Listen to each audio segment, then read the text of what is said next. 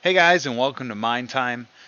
Today we're going to cover setting up a fixed IP address through not only your device, being your computer, but also on your router's DCHP table.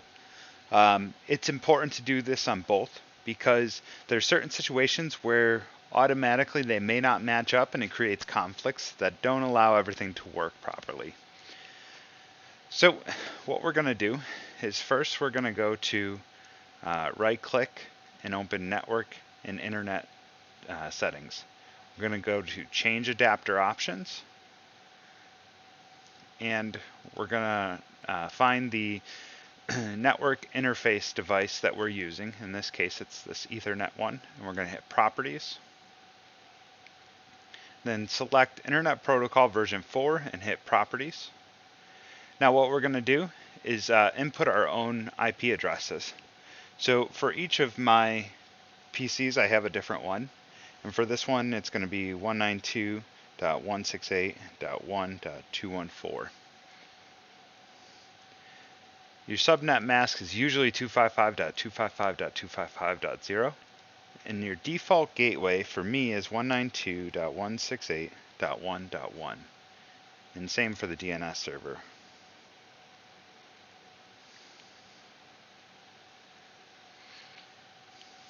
Now, if you don't know what settings to put in here, you can go to command prompt and you can type ipconfig. As you can see in here, currently it shows my IP address as 192.168.1.217. Now, I would suggest keeping these first three numbers and then selecting the one you want for the last one. For me, since I have a bunch of devices and they're all organized in a certain way, 214 is the number I chose. Your subnet mask is listed here, and your default gateway is also listed here. So you can use that information to type in and then just change the IPv4 address as desired. So I'm going to hit OK here. And actually, it's worth mentioning that if you go back to this and hit validate settings upon exit, when you close this, it'll run a troubleshooter to make sure that there's not any issues with how you set it up. So we'll go ahead and let this run for a moment, and then we're going to try and log into the router to change settings on that and make sure that that is perfectly synced with the IP address that our device is trying to run. In fact, while this is running, I'm going to go ahead and start that. Troubleshooter could not identify a problem, which is a good thing. So now I'm going to go into the internet. Now this process is going to be slightly different depending on your router. I'm going to show you with mine, and it will vary from router to router.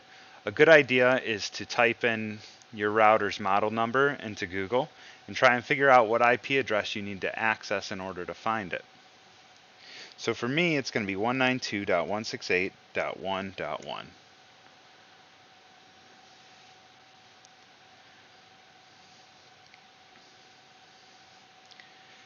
Now, I'm running into a little bit of an issue here where it's not loading the page. And this is the issue I was talking about, where if your device is set to one IP, but your router is doing something different, it may not work and you might not be able to talk to the network properly. That's why it's important to set it up in both. So what I'm going to do to get around this is I'm going to actually move to another device to access the internet and set this up. But first what I want is I need to find the MAC address of this device in order to put it into the router. So I'm going to go here, network and internet settings, and then we're going to go back to where we were with change adapter options. We're going to right click, hit status, and then details. So from here, this here, our physical address, we want to make note of that because we're going to need to type that in on the router side.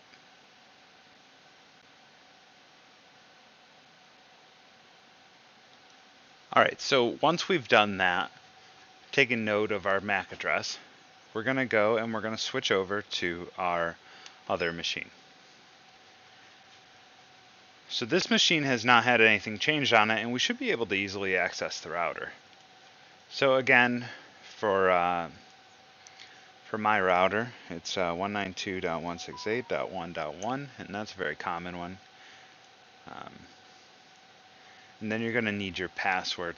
If you've never logged into this on your router, there should be instructions on how to set it up, or possibly a sticker on the router with a username and password. Again, that's something that really varies depending on your router, and you may want to Google your specific router number to try and figure that out. So I'll go ahead and type mine in. Okay. So now that we've done that, on mine I'm going to go to connectivity, local network, and DHCP reservations. As you can see, I already have a bunch of devices reserved on here. So I'm going to manually add another one, and I'm going to call this one desktop 214. And the IP address for this is going to be 192.168.1.214. Then we're going to put in this MAC address. Now on my router, it uses colon instead of dashes. So need to go ahead and enter that with colons in place of the dashes.